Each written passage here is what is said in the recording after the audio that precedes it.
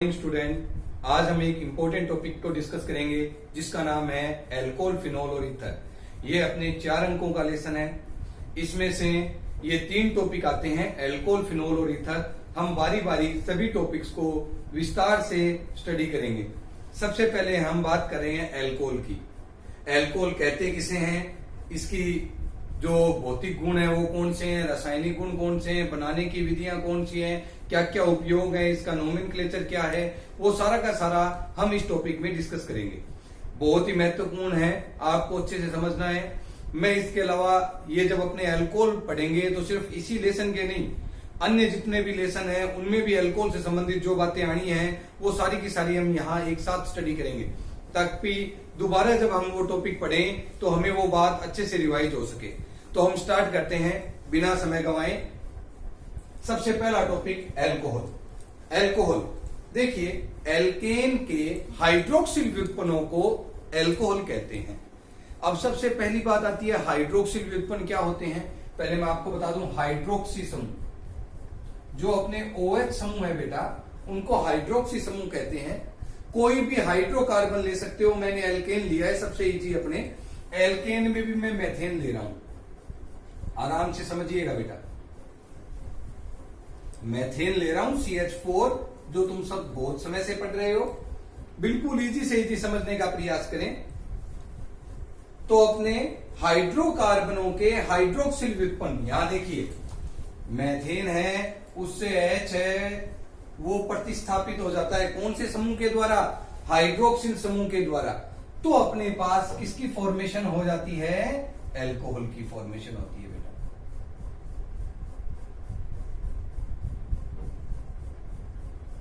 आप आराम से देखें इस बात को।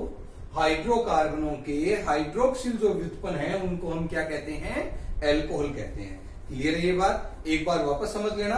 अपने हाइड्रोकार्बन, मैंने मेथेन लिया है सबसे इजी, उससे हाइड्रोजन है, उसको प्रतिस्थापित किया है किससे, हाइड्रोक्सिल समूह, OH समूह को हाइड्रोक्सिल समूह कहते हैं। वो यहां आया और इसको प्रतिस्थापन किया तो अपने पास क्या प्राप्त हो गया बेटा, एल्कोहल प्राप्त हो गए। तो ये तो है एल्कोहल। कोई परिभाषा में पूछ ले तो आप सीधा बताओगे हाइड्रोकार्बनों के हाइड्रोक्सिल व्युत्पन्न है वो एल्कोहल कहलाते हैं। अब अपने इससे आगे बात करते हैं। एल्कोहल का जो सामान्य सूत्र है वो होता है CN H2N + 2O। एल्कोहल इस सूत्र की पालना करेगा, यानी अपने जो एल्केनों के जो एल्कोहल बने होंगे वो सभी इस सूत्र की पालना करेंगे बेटा, ध्यान से रखना। जो मोनोहाइड्रिक एल्कोहल है वो सभी इस सूत्र की क्या करेंगे, पालना। सूत्र क्या होता है, CN H2N + 2O। यहां N के जो मान है वो 1 से लेकर अनंत तक तुम कहीं भी प्लेस कर सकते हो, कोई समस्या नहीं है। यही सूत्र तुम्हें बता दूं बेटा, ईथर का भी होता है। यानी ये कॉमन सूत्र एल्कोहल और ईथर दोनों का होता है। दोनों में जब समान सूत्र था तो उन्होंने वर्तमान में इस चीज को चेंज करने के लिए क्या किया कि एल्कोहल के कॉमन फॉर्मूले को उन्होंने CN H2N + 1 OH के द्वारा प्रदर्शित करना शुरू कर दिया। आप आराम से समझ लेना बेटा। वर्तमान में इससे भी लिखते हैं CN H2N + 1 OH। चाहो तो ऐसे शो कर सकते हो, चाहो तो ऐसे शो कर सकते हो। ये एल्कोहल और ईथर दोनों का है, कॉमन फॉर्मूला यही होता है। वर्तमान में थोड़ा सा और ज्यादा एल्कोहल को सटीकता से प्रदर्शित करने के लिए ये फॉर्मूला लगाते हैं। क्लियर है बेटा सभी की। अब हम बात करते हैं एल्कोहल के क्लासिफिकेशन कि एल्कोहल को कितने भागों में बांटा जाता है। देखिए, एल्कोहल का क्लासिफिकेशन की बात करते हैं, यानी वर्गीकरण की जब हम बात करते हैं तो एल्कोहल को बांटने के 2 मुख्य आधार थे। 2 मुख्य आधारों के आधार पर ही एल्कोहल का वर्णन किया गया। तो हम सबसे पहले जो सबसे पहला आधार है उसकी बात करते हैं। एल्कोहल के वर्गीकरण का जो सबसे पहला आधार है वो मैं आप सबको बता रहा हूं, एक बार दोबारा देख लीजिएगा। ये एल्कोहल है, ठीक है, ये कॉमन फॉर्मूले हैं दोनों के। एल्कोहल का ये दोनों ही फॉर्मूले, ध्यान रखना भी। ये वाला भी है, ये एल्कोहल ईथर दोनों का है और ये एल्कोहल का है। अब इसके बाद सुनिए, अपने बात करते हैं एल्कोहल के बाद जो इसका क्लासिफिकेशन है।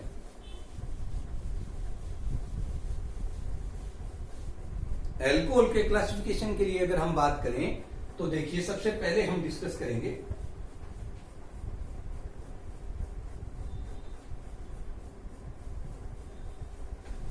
कि जिस कार्बन एटम से अल्कोहल जुड़ा है यानी हाइड्रोक्सिल ग्रुप जुड़ा है उस बेस पर इसका क्लासिफिकेशन आराम से समझिएगा। जिस कार्बन एटम से हाइड्रोक्सिल समूह जुड़ा है उस कार्बन के आधार पर पहला क्लासिफिकेशन किया गया था। देखिए यानी किसी कार्बन एटम से हाइड्रोक्सिल समूह जुड़ा है उस कार्बन एटम के आधार पर अल्कोहल का पहला क्लासिफिकेशन किया गया था। जो पहला क्लासिफिकेशन की बात कर रहे हैं इस आधार से अल्कोहल को अपने 3 भागों में बांटते हैं बेटा। वापस समझिएगा आप इस बात को। जिस कार्बन से हाइड्रोक्सिल समूह जुड़ा है उस कार्बन के आधार पर अल्कोहल को 3 भागों में बांटते हैं। सबसे पहला प्रकार है उसे कहते हैं प्राथमिक अल्कोहल। क्या कहते हैं? प्राथमिक अल्कोहल।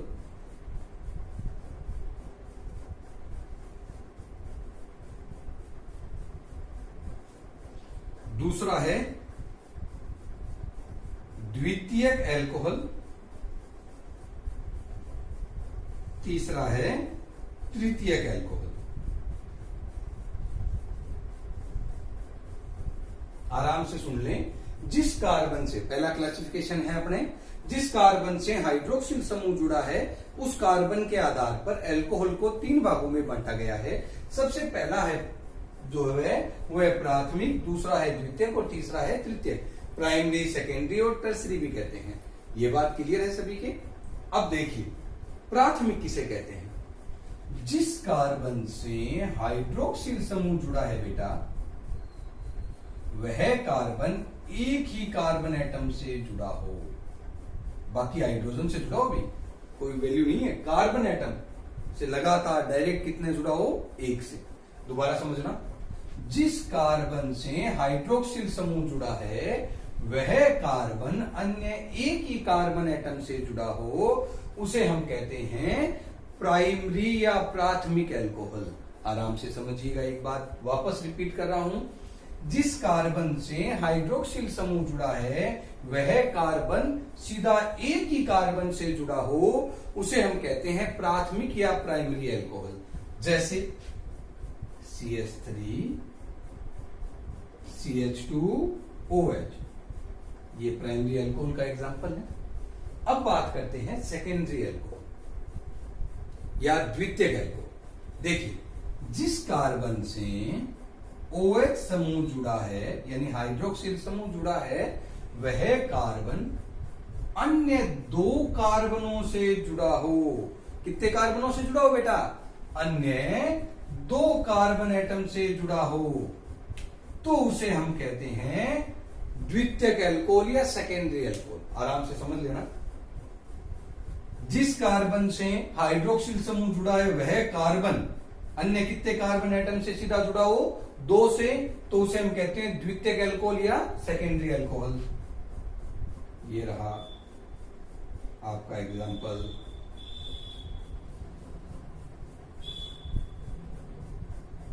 देखिए जिस कार्बन से होगा जुड़ा है वो कितने से जुड़ा है? डायरेक्ट 2 से।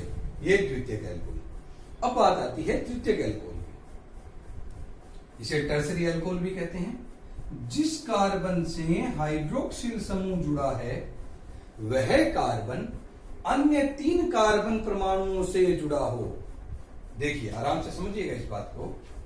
वह अन्य 3 कार्बन परमाणुओं से जुड़ा हो, ये तो उसे हम कहते हैं तृतीयक अल्कोहल या टर्सरी अल्कोहल। समझ लीजिएगा आप इस बात को विथ एग्जांपल।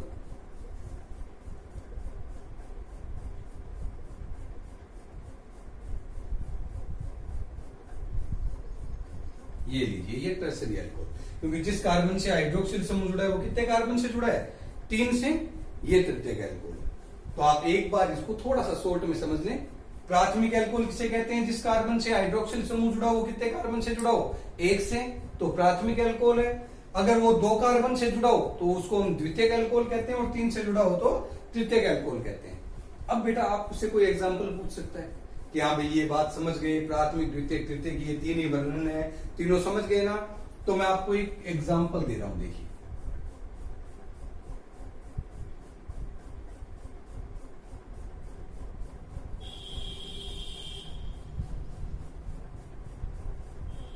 अब आपसे कोई पूछे ये कौन सा एल्कोहल है, प्राथमिक है, द्वितीयक है, तृतीयक है, तो देखिए जो इंटेलिजेंट है उनकी बात छोड़िए, अधिकांश जो मेरी तरह ज्यादा सोचते हैं उनको ये सीधा तृतीयक एल्कोहल दिखता है। जबकि देखो अभी कितना अच्छे से समझाया है कि जिस कार्बन से OH जुड़ा है वो कार्बन डायरेक्ट कितने कार्बनों से जुड़ा है, एक से जुड़ा है, दो से जुड़ा है या तीन से जुड़ा है। आप देखेंगे वो डायरेक्ट कितने से जुड़ा है, सिर्फ एक से जुड़ा है। यानी ये कौन सा एल्कोहल है, प्राथमिक एल्कोहल है, न कि तृतीयक एल्कोहल है। अब तृतीयक बच्चों को तो ये स्ट्रक्चर दिखी तुरंत तृतीयक एल्कोहल है सर, तृतीयक नहीं है बेटा। जिस कार्बन से OH जुड़ा है वह कार्बन अन्य कितने कार्बन एटम से जुड़ा हुआ है, हमें वो बात देखनी है। मैंने ये एग्जांपल इसीलिए लिया है आप ही के लिए। तो ये कौन सा एल्कोहल हो गया, आपके प्राइमरी एल्कोहल। ये पहला क्लासिफिकेशन है जो अपना कंप्लीट हो गया बेटा। कोई समस्या, एक बार वापस रिवाइज कर देता हूं। जिस कार्बन से OH जुड़ा है वो कार्बन एक कार्बन से जुड़े तो प्राइमरी, दो से जुड़े तो सेकेंडरी एल्कोहल, और तीन से जुड़े तो ये टर्सरी या फिर तृतीयक एल्कोहल। ये एग्जाम्पल भी दिए हैं साथ में, आप इस सब चीजों को अच्छे से नोट करेंगे बेटा। जो परिभाषाएं बोल रहा हूं वो भी नोट करेंगे ताकि आप अच्छे से समझ सकें।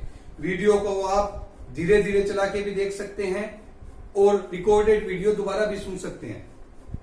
तो परिभाषा वही है। अगर कोई आप कह दे कि प्राथमिक एल्कोहल में क्या लिखना है तो समझ लेना बेटा, जिस कार्बन एटम से OH समूह जुड़ा वो कार्बन अन्य एक कार्बन से जुड़े तो प्राथमिक एल्कोहल है। जिस कार्बन एटम से OH समूह जुड़ा वो कार्बन दो कार्बन परमाणु से जुड़े तो वो द्वितीयक एल्कोहल है। जिस कार्बन से OH समूह जुड़ा है वो कार्बन अन्य तीन कार्बन परमाणु से जुड़े तो उसे तृतीयक एल्कोहल कहते हैं। ये आपकी परिभाषाएं हैं जो आपको लिखने हैं, एग्जाम्पल बोर्ड पर लिख रखे हैं, और ये एक उदाहरण समझने के लिए लिखना है। ये पहला क्लासिफिकेशन कंप्लीट हो गया। अब जो वर्णन का दूसरा आधार था वो था अपने हाइड्रोक्सिल समूहों की संख्या के आधार पर। हाइड्रोक्सिल समूहों की संख्या मतलब OH समूहों की संख्या, कितने OH समूह हैं उनके आधार पर वर्णन किया गया कि अल्कोहल कितने प्रकार के होते हैं। भाई OH समूह अपने एक जुड़ा है, दो जुड़े हैं, तीन जुड़े हैं, इस बेस पर वर्णन किया गया था। जैसे मैं आपको बताता हूं, विथ उदाहरण ही बताऊंगा, ये भी बात बड़े अच्छे से, कि जब अपने बात करते हैं कि भाई OH समूह की संख्या के आधार पर वर्गीकरण का जो दूसरा मुख्य आधार था बेस, आप A B से लिख लेना इस बात को, इसको B लिख लेना, उसको A लिख लेना, कार्बन परमाणु की संख्या वाले को इसको B लिख लेना। वो था OH समूह की संख्या के आधार पर।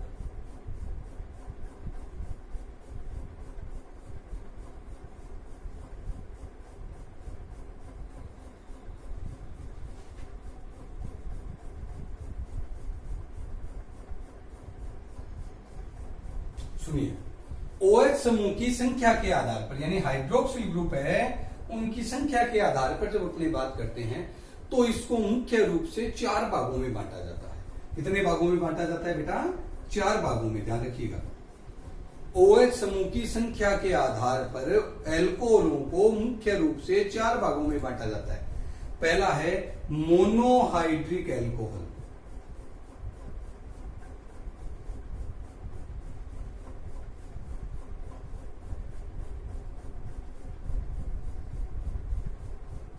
Monohydric alcohol. दूसरा है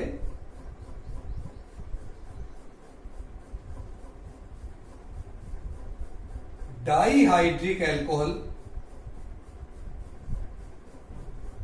तीसरा है ट्राईहाइड्रिक एल्कोहल।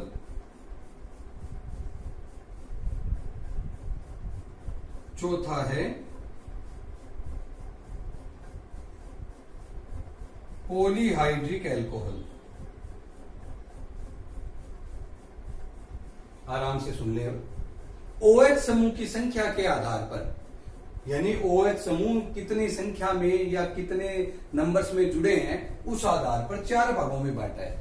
मोनोहाइड्रिक अल्कोहल, परिभाषा बिल्कुल इजी है, आप इसी से समझ सकते हैं। मोनोहाइड्रिक अल्कोहल यानी वह अल्कोहल जिनमें OH समूह की संख्या 1 हो। कितना इजी है देखिए, मोनोहाइड्रिक अल्कोहल कौन से हो गए? वो अल्कोहल जिनमें हाइड्रोक्सिल समूह की संख्या 1 हो। डाइहाइड्रिक अल्कोहल जिनमें OH समूह की संख्या 2 हो। ट्राइहाइड्रिक अल्कोहल जिनमें OH समूह की संख्या 3 हो। और पॉलीहाइड्रिक अल्कोहल जिनमें OH समूह की संख्या 3 से भी ज्यादा हो। जैसे मोनोहाइड्रिक की बात करते हैं, वो अल्कोहल जिनमें OH समूह की संख्या 1 हो। देखिए इसमें OH समूह 1 है, इसीलिए इसको हम क्या कहते हैं? मोनोहाइड्रिक अल्कोहल कहते हैं। डाइहाइड्रिक अल्कोहल, वे अल्कोहल जिनमें OH समूह की संख्या 2 होती है उन्हें हम डाइहाइड्रिक अल्कोहल कहते हैं। ट्राइहाइड्रिक अल्कोहल जिनमें OH समूह की संख्या 3 होती है उन्हें हम ट्राइहाइड्रिक अल्कोहल कहते हैं। पॉलीहाइड्रिक अल्कोहल, वे अल्कोहल जिनमें OH समूह की संख्या 3 से भी ज्यादा हो। जैसे एक एग्जांपल दे रहा हूं बेटा,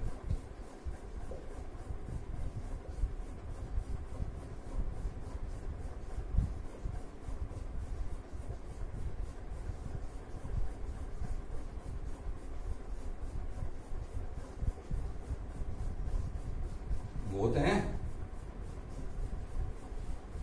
ये लीजिए पॉलीहाइड्रिक का एग्जांपल, नाम होता है सोर्बिटोल। क्या नाम होता है? सोर्बिटोल। इनके भी नाम बता देता हूं। एथिल अल्कोहल होता है, इसका एथिलीन ग्लाइकोल नाम होता है बेटा। क्या नाम होता है इसका? Ethylene glycol. हाँ बेटा इसको सुनिए, बड़ा इंपॉर्टेंट है। इसका नाम होता है ग्लीसरोल। क्या नाम होता है बेटा इसका? ग्लीसरोल, जिसे हम कहते हैं ग्लीसरीन। क्या कहते हैं जिसको? ग्लीसरीन कहते हैं। अरे जो चेहरे पर लगाने के काम आती है। आज मैं आपको इसके उपयोग बताता हूं। इसके 2 बड़े महत्वपूर्ण उपयोग है भाई। ये ग्लीसरोल या जो ग्लीसरीन है, मैं आपको बता दूं, सौंदर्य प्रसाधन की जितनी भी क्रीमें बनती हैं, चाहे कोई सी भी बने भाई, अलग अलग नाम आते हैं बाजार में खूब सारे, पॉन्ड्स व्हाइट ब्यूटी हेयर, फेयर एंड लवली हेयर, चाहे कोई बने, बिना इसके नहीं बनती। त्वचा को सॉफ्ट करने वाला यही वो केमिकल है जो वो सारे के सारे मिलाते हैं। बेटा अगर आप चाहो तो घर पे गुलाब जल और ग्लिसरीन का मिश्रण चेहरे पे लगा सकते हो, वो आपके किसी भी क्रीम की तुलना में ज्यादा बढ़िया होता है। एक बात और, अब सुन ले भी, जो लड़कियां हैं वो सारी ढंग से, उनके काम की बात, नकली आंसू यही है। अरे अपने टीवी सीरियल देखते हैं ना कि कभी अमिताभ बच्चन रो रहा है, कभी सलमान खान रो रहा है, बड़े बड़े आंसू बह रहे हैं, तो बेचारे ऐसे रोने लगते, तब तो वो बेचारे रोते रोते ही पूरे हो जाते, कितनी बार रोए हैं। तो वो क्या करते हैं, अपनी आंखों के नीचे ग्लिसरीन के ड्रॉप्स लगाते हैं, वो बिल्कुल वैसे ही बहता है जैसे आंसू बहते हैं। तो ये नकली आंसू का काम करता है। यानी अगर किसी को धोखा देना हो ना झूठे आंसू दिखाकर, यानी घड़ियाली आंसू, वो यही है। देख लेना भी, आप इसके 2 उपयोग देख लेना, ग्लिसरीन के सौंदर्य प्रसाधन में और दूसरा किसमें? नकली आंसुओं में। अब इसके बाद एक बार वापस सुन ले इन सारी बातों को। मोनोहाइड्रिक अल्कोहल, वो अल्कोहल जिनमें OH समूह 1 हो उन्हें हम मोनोहाइड्रिक अल्कोहल कहते हैं। वो अल्कोहल जिनमें OH समूह 2 हो उनको डाइहाइड्रिक अल्कोहल कहते हैं। वो अल्कोहल जिनमें OH समूह 3 हो उन्हें हम ट्राइहाइड्रिक अल्कोहल कहते हैं। वो अल्कोहल जिनमें OH समूह 3 से भी ज्यादा हो उन्हें हमें पॉलीहाइड्रिक अल्कोहल कहते हैं। इसका नाम सोर्बिटोल होता है बेटा।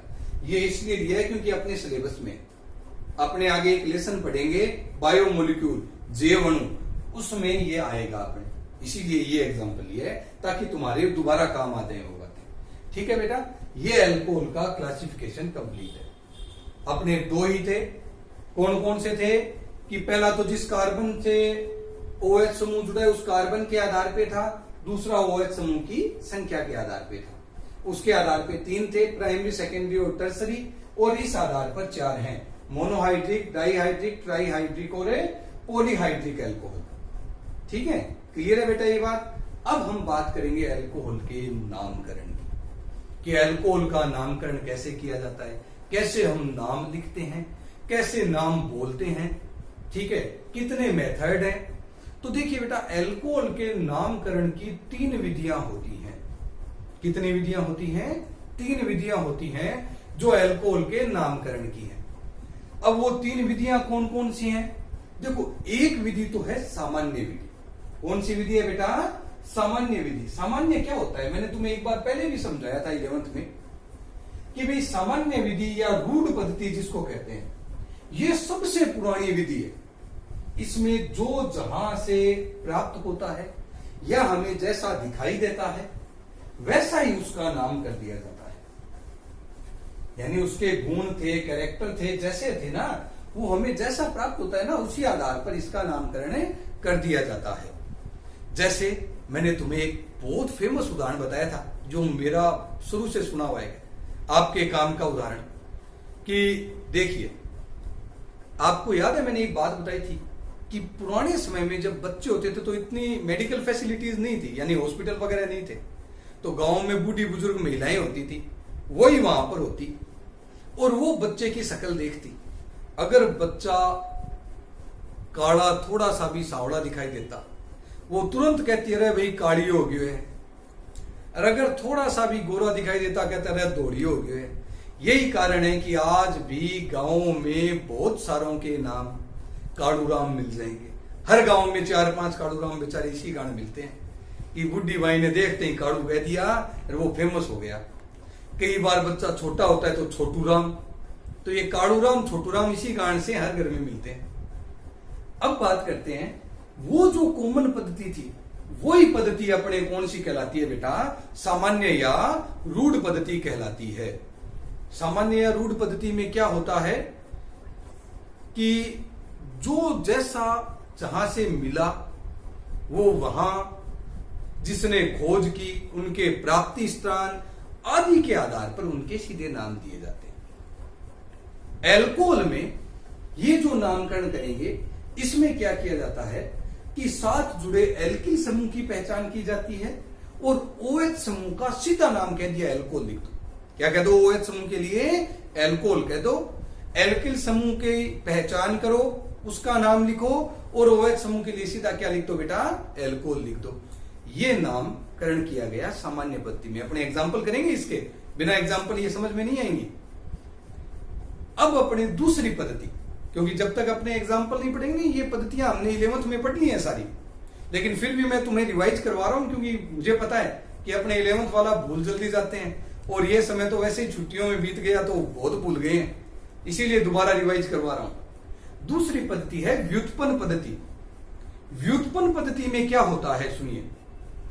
इस पद्धति में क्या होता है कि किसी एक को आधार माना जाता है।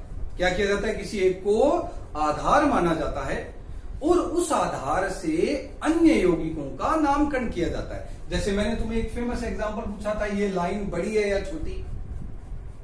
तो अगर कोई ऐसे पूछे तो हमें पता नहीं है, मैं भी थोड़ा सा चेंज करता हूं। अरे आप बताना भाई ये वाली लाइन बड़ी है छोटी? तो हम कह सकते हैं बड़ी है। क्यों? क्योंकि आधार हो गया दूसरी लाइन। तो इस व्युत्पन्न पद्धति में क्या किया जाता है?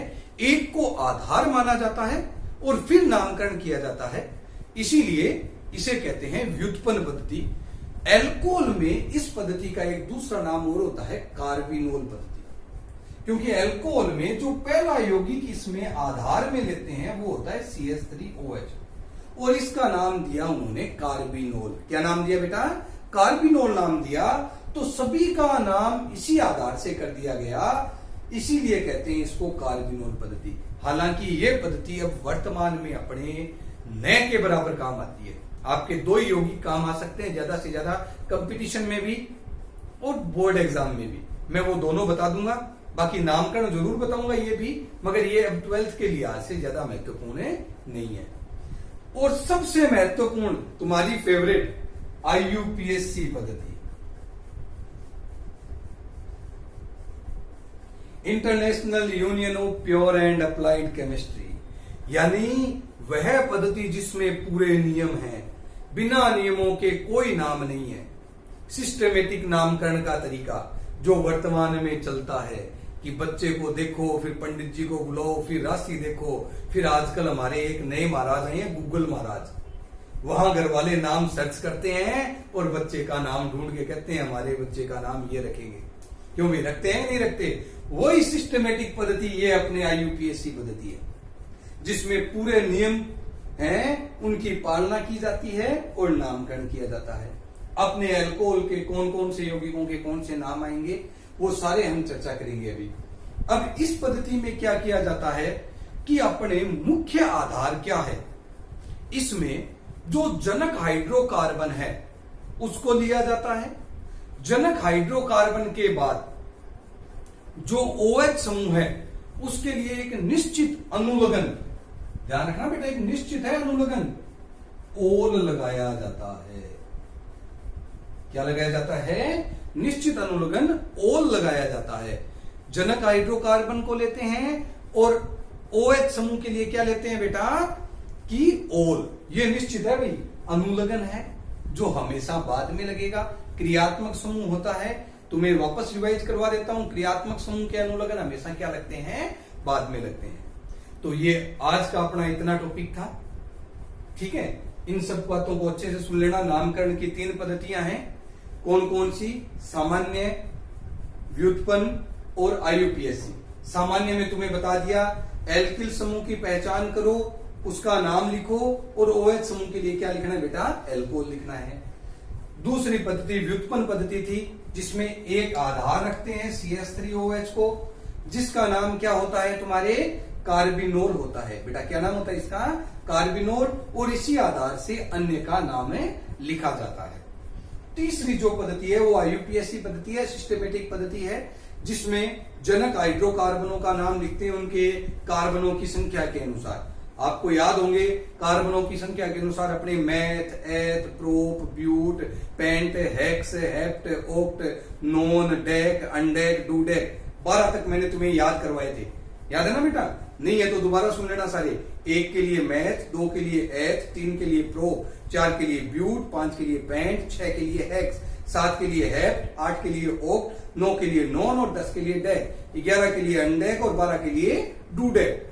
आपके BSc फाइनल तक 12 से ज्यादा काम नहीं है, ठीक है, इसीलिए मैंने 12 बताए हैं। तो 12 डूडेक होता है, ध्यान रखिएगा। वो सारे पूर्व लगन लगेंगे और अनुलग्न क्या लगेगा? अपने OH समूह के लिए निश्चित है ओल। तो कार्बनों की संख्या देखनी है, पूर्व लगन लगाने हैं और अनुलग्न लगाने हैं। ये थी नामकरण की 3 पद्धतियां। अब बचे इन सब के उदाहरण। इन सब के उदाहरण अपने नेक्स्ट क्लास में डिस्कस करते हैं, जिसमें आपको मैं कम से कम 10-12 एग्जाम्पल ले लूंगा। उन एग्जाम्पलों से सारी पद्धतियां समझा दूंगा ताकि ये समस्या नहीं रहे। ओके, आज के लिए थैंक यू।